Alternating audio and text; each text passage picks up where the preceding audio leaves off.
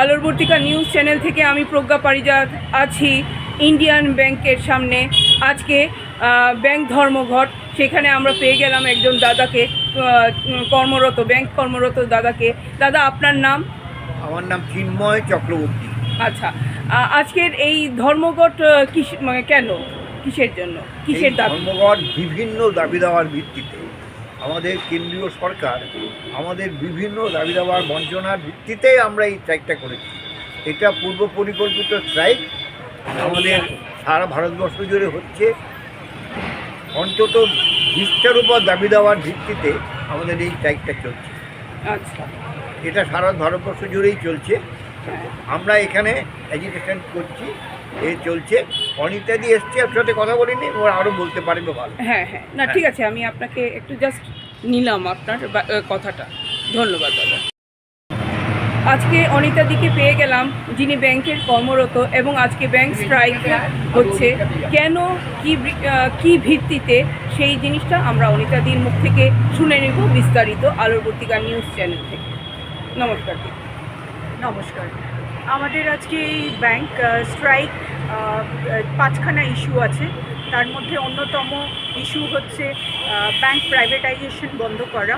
হ্যাঁ, আর এলআইসিতে যে ব্যাংকটাকে প্রাইভেট করেছে, সেটাকে এলআইসিকে যে প্রাইভেট করেছে সেটাকে উইথড্র করার জন্য স্থায়ী কর্মচারী নিয়োগ এবং আমাদের জব সিকিউরিটি, এবং যে সমস্ত ব্যাংকের কর্মচারী আছে ওয়ার্কম্যান, তাদের সোশ্যাল একটা ছিল, আমাদের সোশ্যাল একটা সম্মান ছিল, সেই সম্মানটাকে নষ্ট করা হচ্ছে। কত এমপ্লয়ি সুইসাইড করেছে, হ্যাঁ, অপমান, চার্জশিট, শোকজ, এইগুলোর এগেনস্টে আমরা আজকে ব্যাংক স্ট্রাইক, সারা ভারত ব্যাংক স্ট্রাইকে পার্টিসিপেট করছি। আপনাদের এই সমস্যাটা কতদিন ধরে এটা চলছে?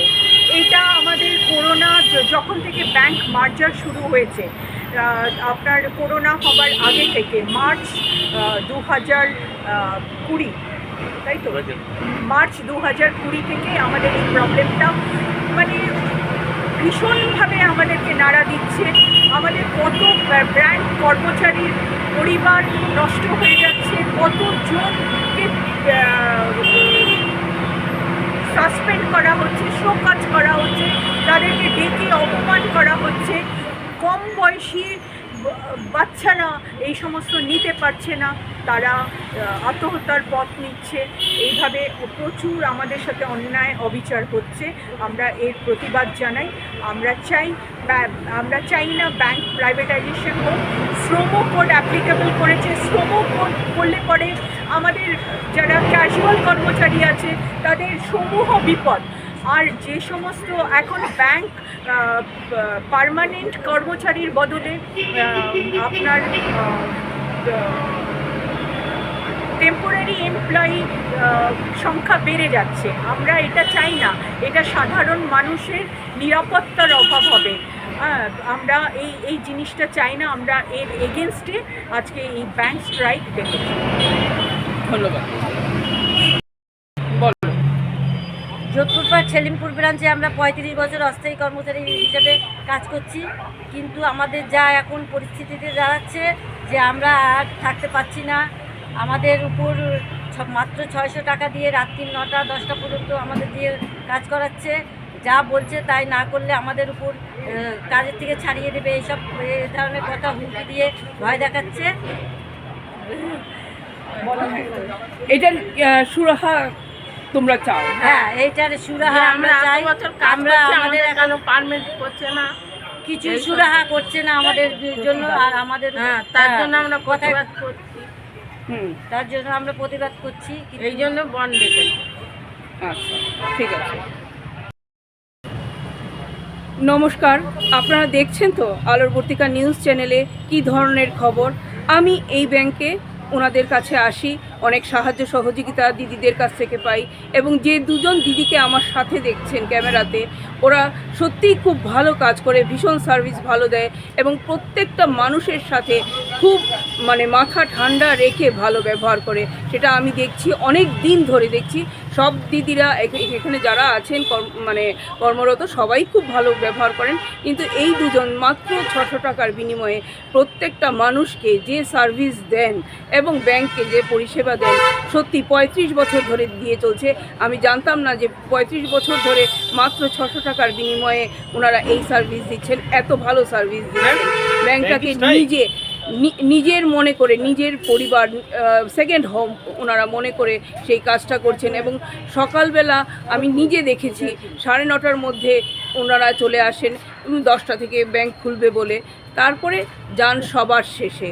তো ওনাদের জন্য আমরাও চাই, আলোর পত্রিকা নিউজ চ্যানেলের দর্শকরা চাই, আলোর পত্রিকা নিউজ চ্যানেল থেকে কবি প্রজ্ঞা পারিজাতও চায় যে ওনাদের একটা স্থায়ী ঠিকানা হোক, স্থায়ীভাবে ওনাদের ব্যবস্থা হোক এবং ভালো থাকুক। সত্যি এটা কিন্তু 35 বছর ধরে চাকরি করার পরেও মাত্র 600 টাকা, সেটা মানা যায় না। আর এদিকে হুমকি ধমকি চমকি চলতেই থাকে বসিয়ে দেওয়ার, সেটা ঠিক নয়। নমস্কার। বিষয়টা হচ্ছে যে আমাদের এখানে যে টেম্পোরারি ছেলেরা আছে, ওরা 35 বছর 20 বছর এরকম করে রয়েছে। এদের কোনো পার্মানেন্টের কোনো আশা নেই এবং ম্যানেজমেন্ট ওদের ন্যূনতম একটা মায়না দিচ্ছে, ডেলি রোজে দিচ্ছে, যেটা 600 টাকা।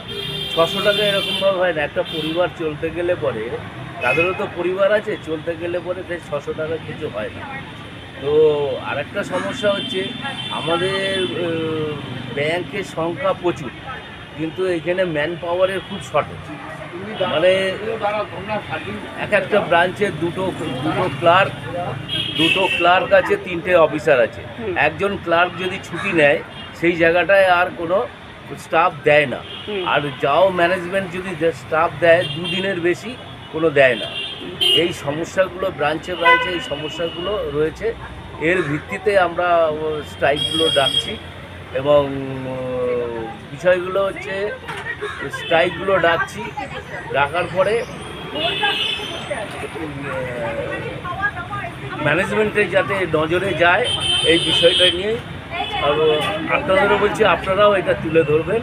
হ্যাঁ, নমস্কার।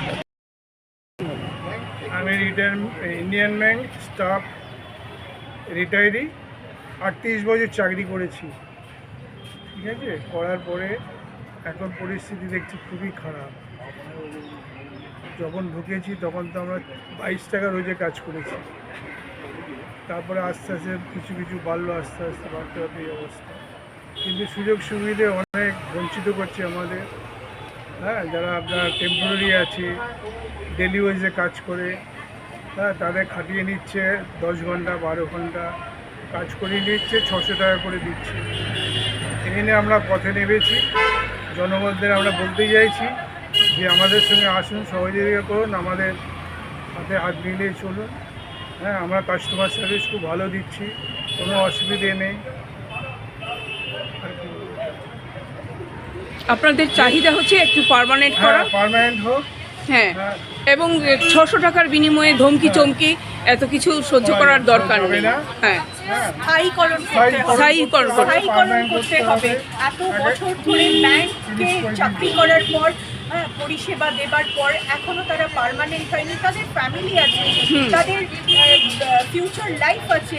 যখন তারা বয়স হয়ে যাবে তখন তারা ব্যাংক থেকে যাবে। তাদের তো একটা সামাজিক সম্মান আছে, বেঁচে থাকার লড়াই আছে। এই বেঁচে থাকার লড়াইয়ের জন্য আজকে আমাদের এই স্ট্রাইক। ব্যাংকে কোনো স্থায়ী কর্মচারী নিয়োগ হচ্ছে না দীর্ঘদিন, আর এই সমস্ত অস্থায়ী কর্মচারীদের নিয়োগ করে তাদেরকে অপমান, তারা সবার আগে আসে এবং সবার পরে যায়। তারা দীর্ঘদিন ধরে কাজ করছে, তাদের কোনো জব সিকিউরিটি নেই, না পিএফ, না গ্র্যাচুইটি, না বোনাস পর্যন্ত আটকে দিয়েছে। গত 2 বছর ধরে বোনাসও দেওয়া হয় না। নামমাত্র মাইনের চাকরি, নামমাত্র মাইনের টাকা দিয়ে তাদেরকে রাখা হয় এবং ব্যাংকের যত রকম কাজ সব তাদেরকে দিয়ে করানো হয়।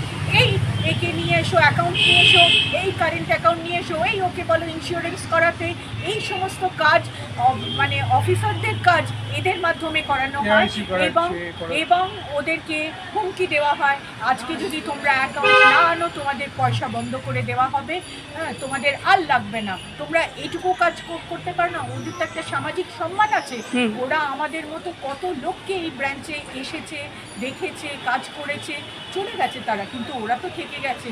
ওরা ওদের দীর্ঘদিনের লড়াই, ওদের চোখের জল মোছানোর জন্য আমরা এই স্ট্রাইক করছি, যাতে অন্তত ম্যানেজমেন্টের কানে যায় যে ওরা একা নয়, আমরা ওদের সাথে আছি। ইনকলাব জিন্দাবাদ, ইনকলাব জিন্দাবাদ, ইনকলাব জিন্দাবাদ, বেফি জিন্দাবাদ, বেফি জিন্দাবাদ। যেটা সবাই বলছিলেন যে আমাদের প্রধান সমস্যা হচ্ছে আমাদের স্টাফ শর্টেজ, মানে যেটা আমাদের ক্লেরিক্যাল স্টাফ মাত্র 1-2 জন প্রত্যেক ব্রাঞ্চেই, অফিসাররা 2-3 জন থাকেন কিন্তু তাদেরকেও নানান রকম ডিউটি অ্যাসাইন করে দেওয়া হয়, কখনো বলা হয় যে বাইরে চলে যান, আপনারা কাস্টমার ভিজিট করুন। তো ব্রাঞ্চের মধ্যে কাস্টমার সার্ভিসটা একটু সমস্যা হয়ে যায়, তাই আরও বেশি করে স্টাফ রিক্রুট করলে, ক্লেরিক্যাল স্টাফ রিক্রুট করলে, সাব স্টাফ রিক্রুট করলে ব্যাংকের পরিষেবাটা আরও ভালো হবে, এটা আমরা সবাই